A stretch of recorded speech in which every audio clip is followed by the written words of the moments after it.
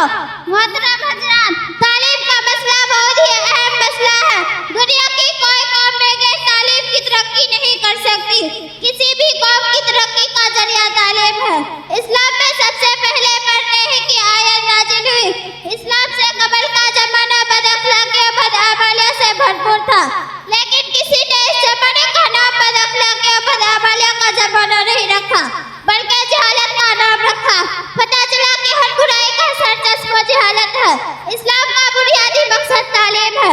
अल्लाह ताला ने अबू बकर हजरत आदम अलैहिस्सलाम पर उनके खाने पीने और पहनने का इंतजाम नहीं किया, बल्कि तालीम का बंदोबस्त किया। कुरान करीम फरमाया है, वो अल्लमा आदम अलअस्मा कुल्लहा, और सिखा दे। अल्लाह ताला ने आदम को सब चीजों के नाम दूसरी जगह इरशाद फरमाया, उसकुन्ना अंता व ज़ौजुकुल जन्नता। दोनों आयतों से मालूम होता है कि पहले तालीम का हुक्म हुआ, उसके बाद रहने सहने का हुक्म हुआ। सामईन हज़रात, तालीम हासिल करना औरतों के लिए भी बहुत ही जरूरी है, इसलिए कि बच्चा की इब्तिदाई तालीम व तरबियत यहीं से शुरू होती है। और आज हमारे माशरे में औरतें दीनी तालीम से बिल्कुल खाली है। हम लोग लड़कियों की तालीम को फिजूल और बेकार समझकर इसकी तरफ ध्यान नहीं देते। आज तालीम रीढ़ की हड्डी की हैसियत रखती है। जिस तरह रीढ़ की हड्डी के बगैर जिस्म में हिस्सा हरकत हो जाता है, उसी तरह लड़कियों की तालीम के बगैर हमारा माशरा बेजान व भीरू है।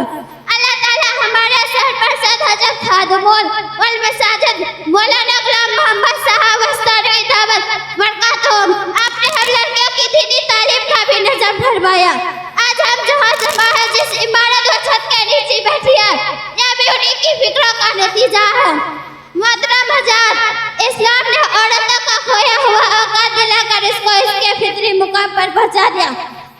कुरान ने औरतों के बारे में फरमाया है कि अल्लाह के नजदीक इसका एक खास मुकाम है।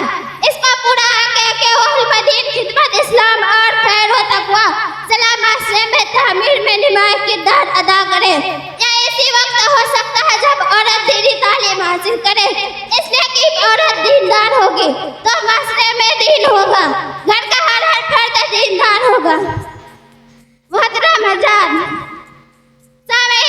हम तारीख का मुताला करते हैं तो पता चलता है कि हर जमाने में दीनदार आलिमा फजला ख़वातीन मौजूद रहे हैं।